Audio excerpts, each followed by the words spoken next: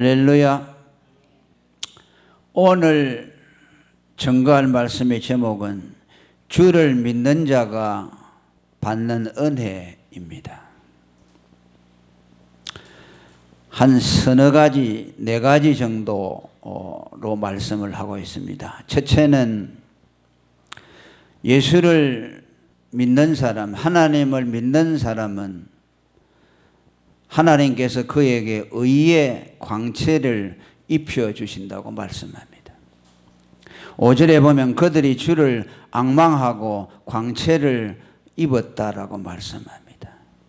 여기 주를 앙망한다는 말씀은 신약적인 표현을 빌어서 한다면 믿는다는 뜻입니다. 주를 믿는다는 말을 구약에는 앙망한다, 또 때로는 경외한다, 다양한 표현을 쓰고 있습니다.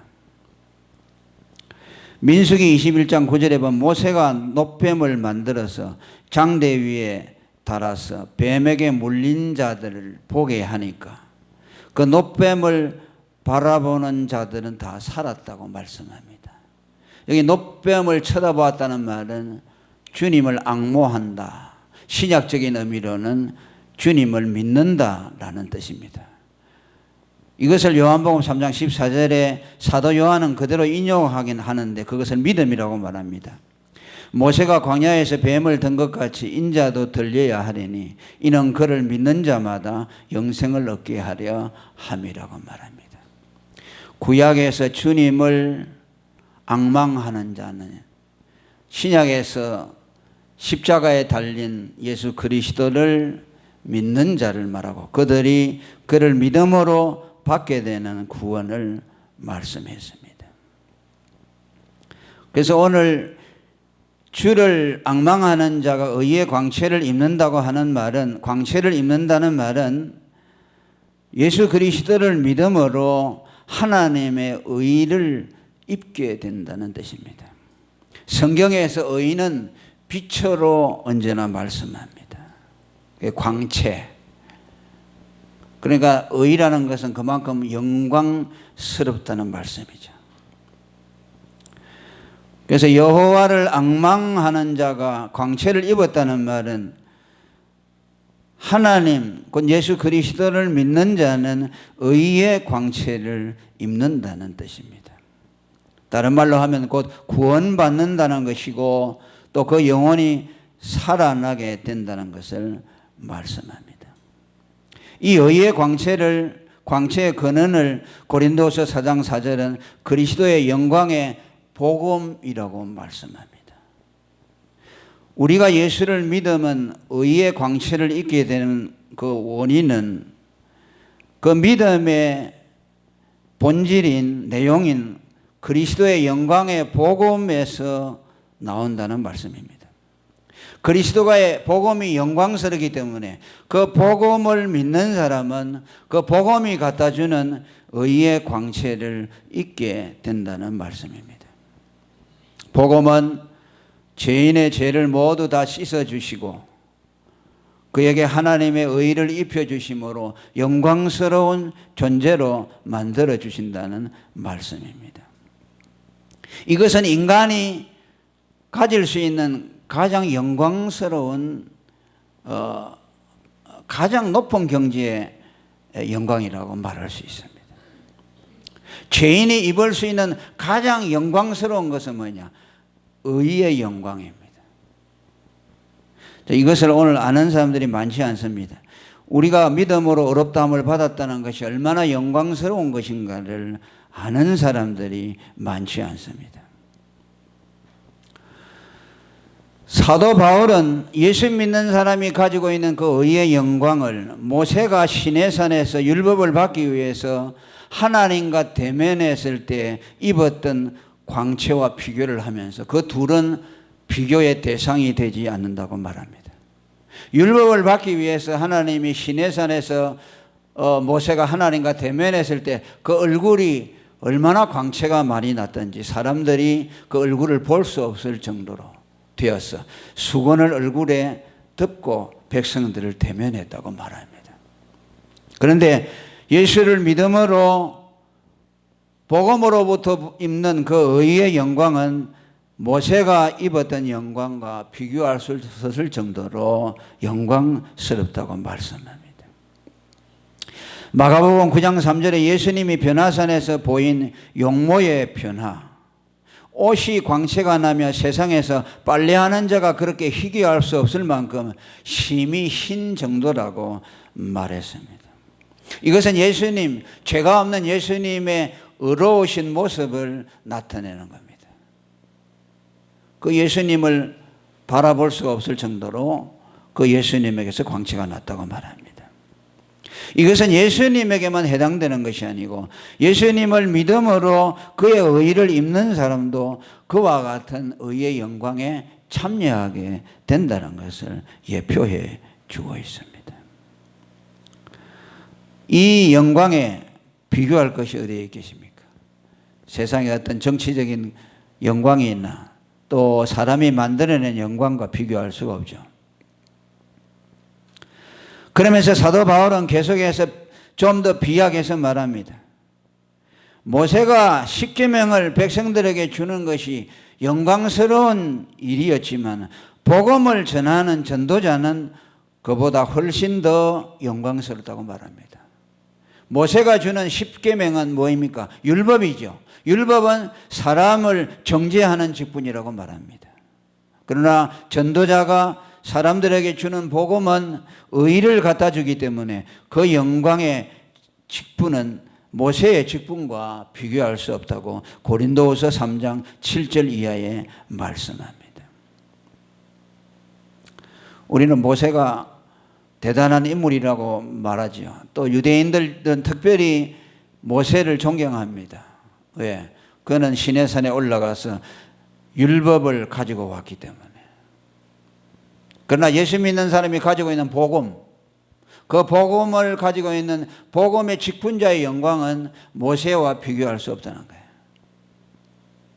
모세가 준 율법은 사람들의 죄를 드러내죠. 그래서 정죄의 직분이라고 로마서 3장 9절에 말씀했습니다.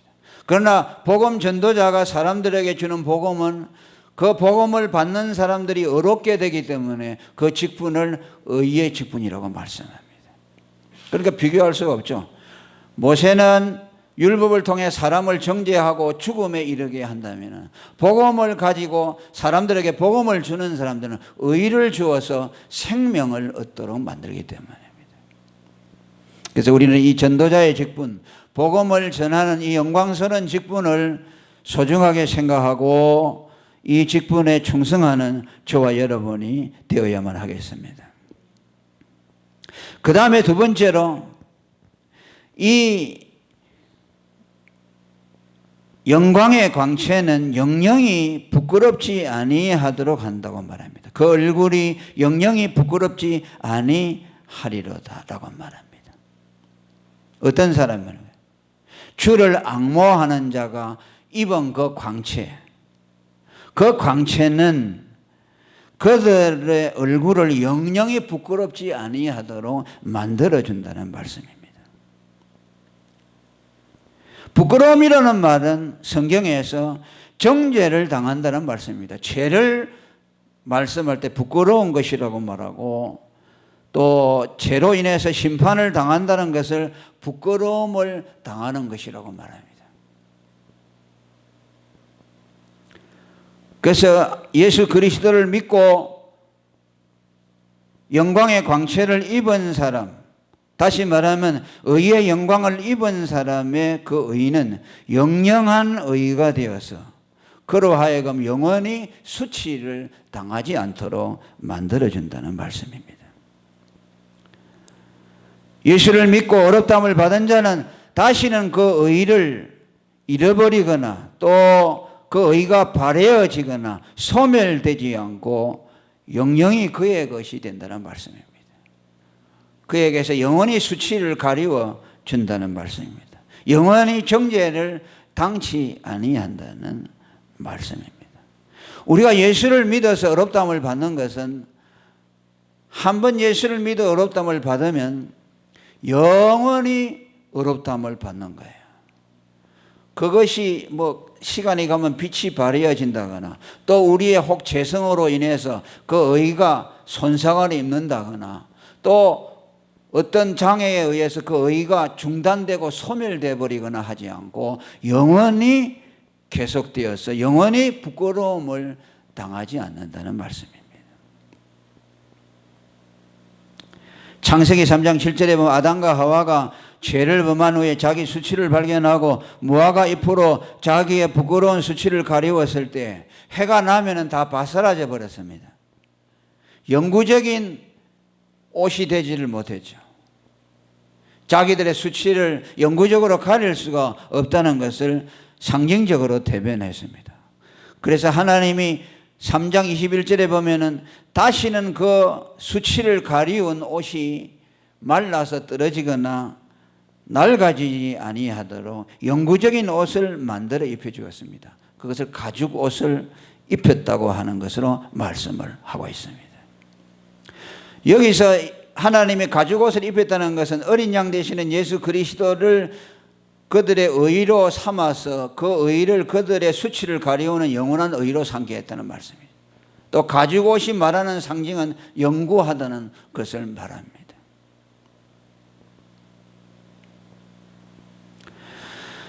예수 그리스도를 믿어서 한번 어렵다함을 받은 사람은 다시는 수치를 당하지를 않습니다. 때로는 넘어지고 또 하나님 앞에 잘못하고 때로는 버림을 받은 것 같지만 그 의가 그에게 입혀진 그 효력이라는 것은 영구적입니다.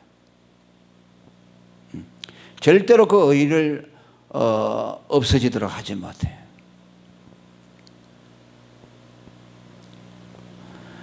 그래서 성경은 우리가 입은 의를 영영한 의라고 말씀합니다.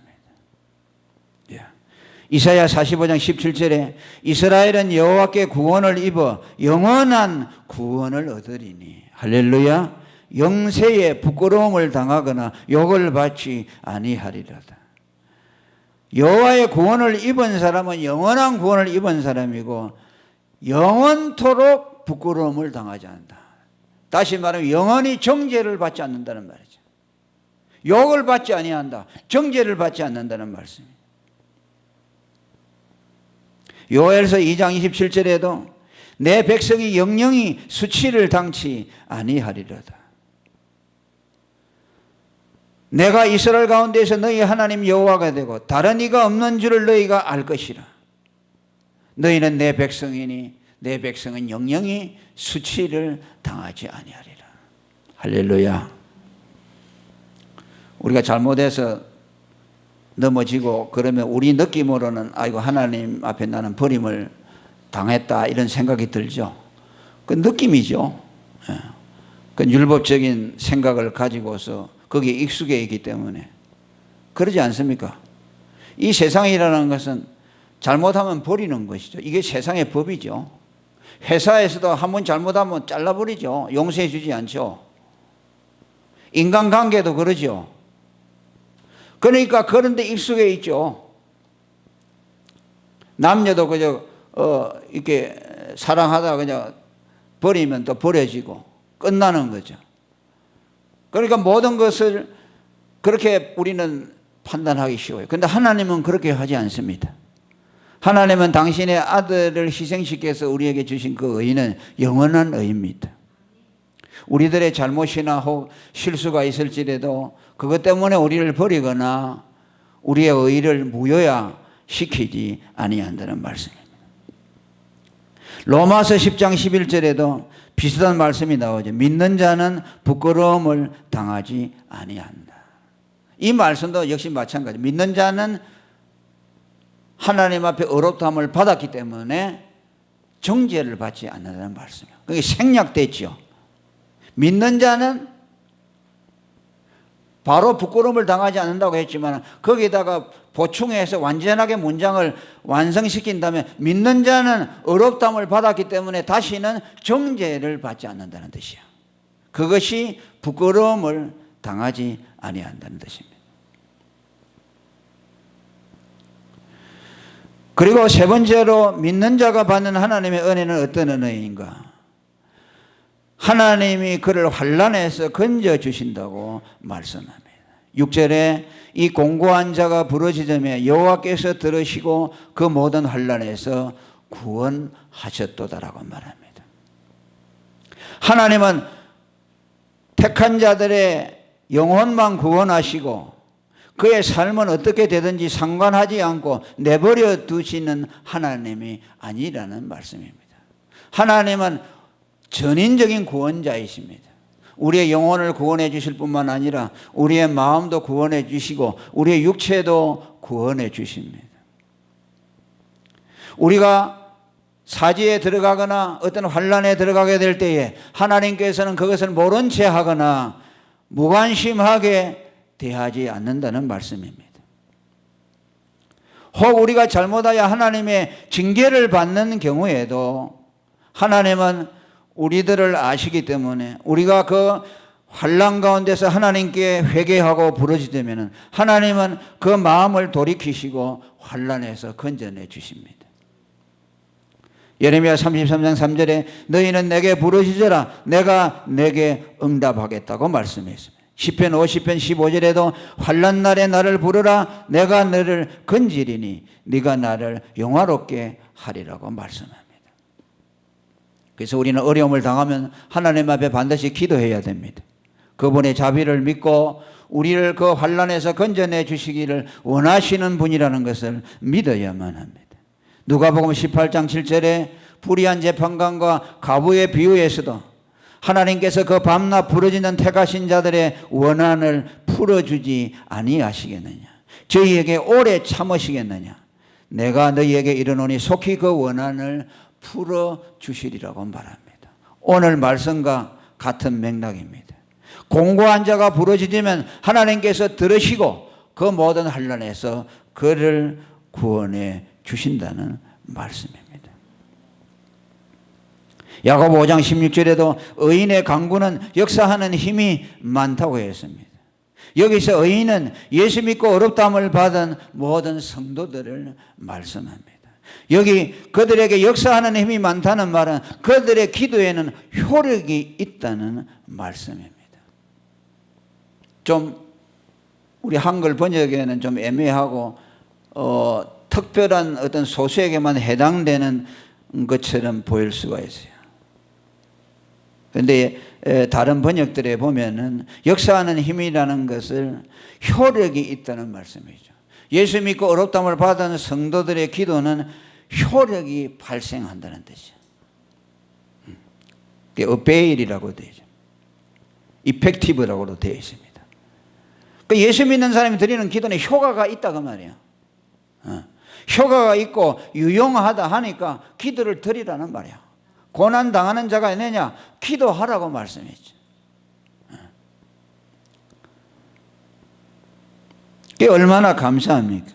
우리에게 기도할 수 있다는 것이 얼마나 큰 은혜인지 모릅니다.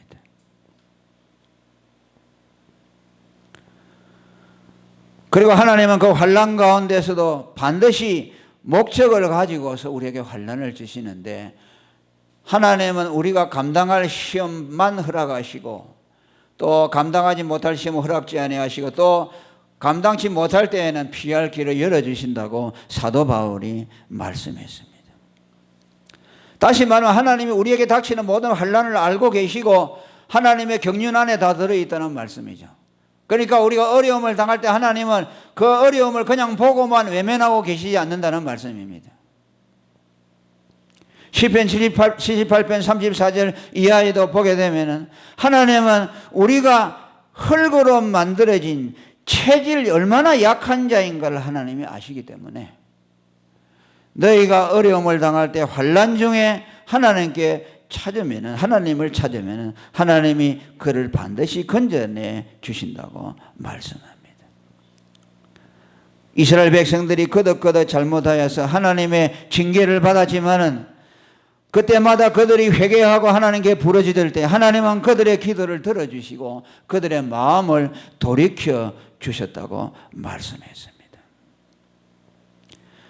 오직 하나님은 자비하심으로 죄악을 사하사 멸하지 아니하시고 그 진노를 여러 번 돌이키시며 그 분을 다 바라지 아니하셨으니 저희는 육체뿐이라 가고 다시 오지 못하는 바람임을 기억하셨습니다. 우리들의 체질을 아시고 우리가 얼마나 약한 존재인 걸 아시기 때문에 하나님께서는 환난 가운데 우리를 그냥 내버려 두지 아니하신다는 것을 우리는 기억하고 그때마다 하나님의 도우심을 기대하고 기도할 수 있는 저희 모두가 되기를 축원합니다. 그러면서 계속 말합니다. 하나님은 우리를 도울 때에 천사를 보내어 건져 주시기까지 하신다고 7절에 말씀합니다. 여호와의 사자가 주를 경외하는 자를 둘러 진치고 저희를 건져 주신다고 말합니다. 여호와의 사자라는 말은 쉬운 말로 하면 천사들을 말씀합니다. 하나님은 성도들을 구원하기 위해서 홍해 바다도 갈라주시고 여리고 성도 무너뜨리고 태양도 멈추게 하시고 풍랑도 잔잔케 하시지만은 또 어떤 때는 천사들을 보내서 그들을 건져주시고 보호해 주신다는 말씀입니다.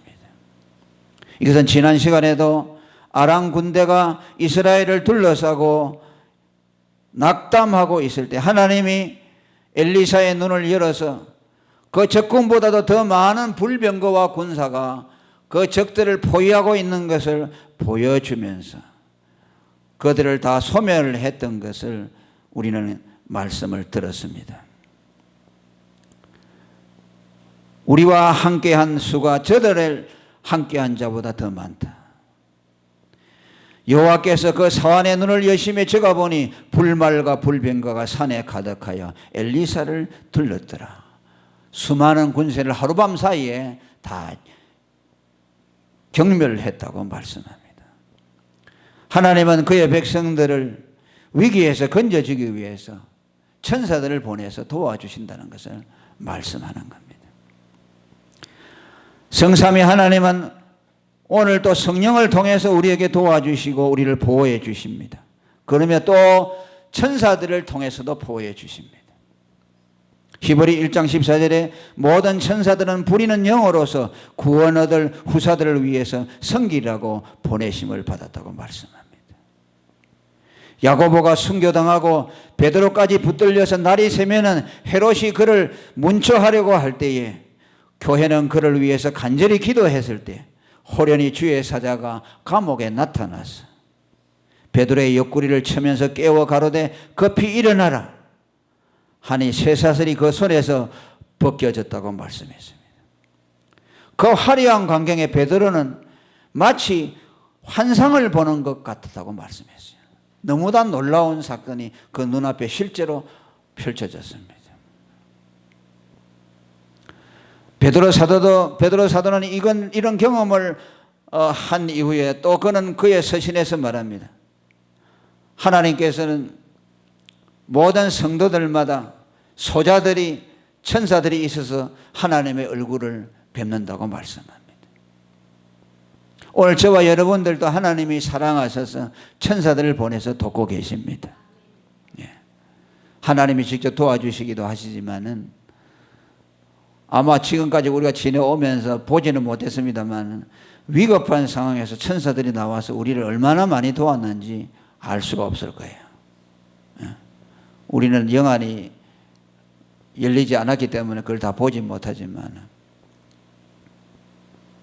그런 위급한 순간들마다 천사들이 나타나서 우리를 그곳에서 건져주시고 보호해 준 것을 우리는 생각할 수 있습니다. 그만큼 하나님은 우리에 대한 관심이 깊으시고 우리가 어려움을 당할 때 하나님께서 함께 채울해 주시고 또 그 고난에서 우리를 건져주시기를 원하시는 하나님이시라는 것을 말씀하고 있습니다. 우리는 하나님이 우리에게 좋은 길을 열어주실 때도 감사하지만 또 어려운 일을 통해서 기도하고 또 그분의 보호와 인도를 받는 것을 통해서 또 하나님의 사랑을 경험하도록 하시는 겁니다. 그래서 여러분, 그래서 야고보 사도가 말하는 대로 기뻐할 일이 있으냐 항상 찬송하라. 또 근심하고 어려운 일이 있느냐, 고난당하느냐, 너희는 기도하라고 하신 말씀처럼 언제나 모든 사건과 우리에게 일어나는 모든 일들은 하나님과 무관한 일들이 없습니다. 우리들이 영적인 안목을 가지고 심미적으로 그것을 본다면 모든 것에서 하나님은 우리에게 교훈해 주시고 우리에게 말씀해 주고 있습니다. 오늘 다윗이 우리에게 주시는 이 말씀, 예수 믿는 사람이 입게 되는 세 가지 은혜를 통해서 우리에게 말씀해 줬는데, 이 모든 것들은 우리의 영혼과 육체와 우리의 마음 전체를 의거하시며 구원하시며 간섭하시며 보호하시는 하나님이시라는 것을 우리에게 말씀해 주셨습니다.